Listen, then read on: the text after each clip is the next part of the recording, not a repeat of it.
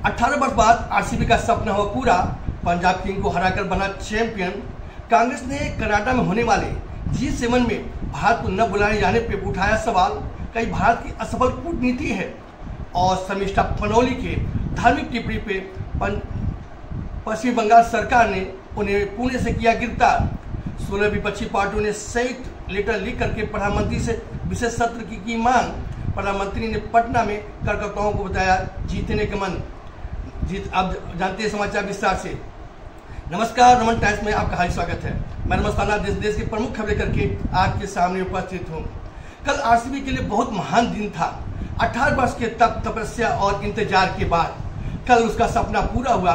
कल इस रोमांचक मैच में पहले बल्लेबाजी करते हुए 190 रन 9 विकेट बनाया। विराट कोहली शानदार 43 रन का योगदान दिया और इसका पीछा करते हुए पंजाब किंग 60 विकेट पे 184 रन ही बना पाई। इस तरह से 6 रन से हार गई। सुबह से ही जोश था, पूरे देश में हर्षोल्लास था। सभी आरसीबी की तारीफ करते थे, लाल जर्सी की जय जयकार करते थे, सभी दुआएं करते थे कि आरसीबी जीत जाए। आरसीबी के फैन फॉलोइंग बहुत ज्यादा हैं, बहुत ज्यादा मात्रा संख्या में उनकी पूजा अर्चना की कि किसी तरह से आरसीबी जीत जाए। आरसीबी की जीत के बाद जिस तरह से विराट कोहली ने रिएक्शन दिया वाकई बहुत मार्मिक था। अधिकांश लोगों के आंखों में आंसू आ गया। वो घुटनों पर बैठ करके अपने चेहरे को ढक लिए थे, वाकई जैसे उनका मनोकामना या सपना पूरा हुआ। वास्तव में कल की जीत बहुत बड़ी जीत थी और वहीं पंजाब किंग ने अच्छा खेलते हुए मैच हारा था। कांग्रेस ने कनाडा में होने वाले जी शिखर सम्मेलन में भारत को निमंत्रित न किए जाने पर उठाया सवाल। का ये मोदी जी की खराब कूटनीति का ये परिणाम है। हालांकि ये जग जाहिर है कनाडा से भारत के रिश्ते अच्छे नहीं हैं।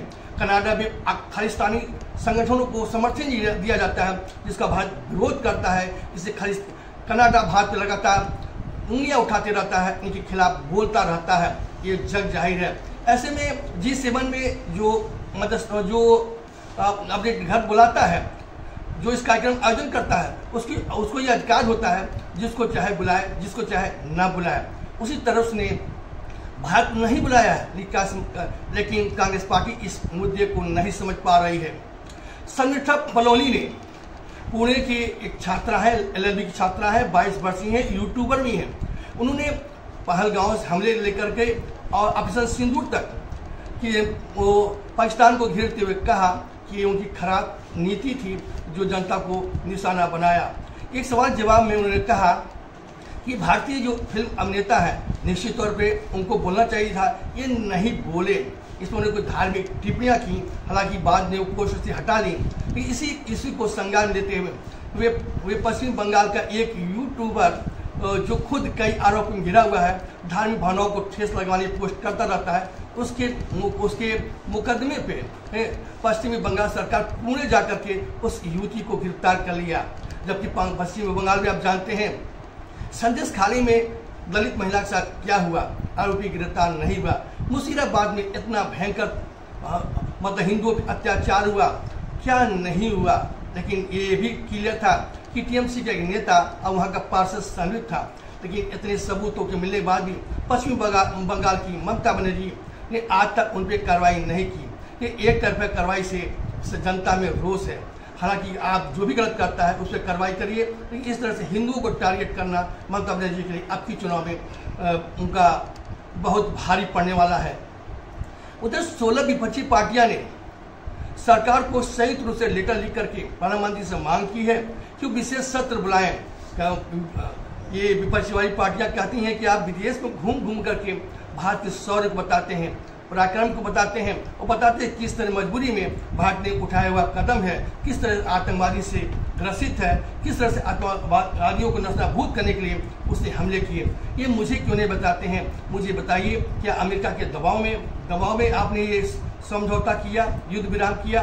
उन्होंने कहा ये भी किया, कांग्रेस पर उठा रही है, उनका विश्व में कोई देश साथ क्यों नहीं दे रहा है? सवाल तो ये भी है कि कांग्रेस और विपक्षी भी सवाल साथ उनका कहाँ दे रही है।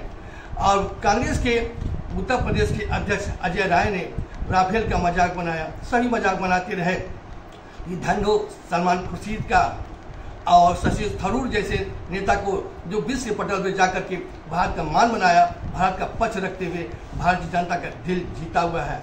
इधर प्रधानमंत्री 29 मई से लगातार तूफानी दौरे पे हैं। उत्तर प्रदेश, सिक्किम, बंगाल, बिहार के दौरे पे हैं। इसी भी बिहार में जाकर के वह कार्यकर्ताओं को संबोधित करते हुए जीत का मन दिया।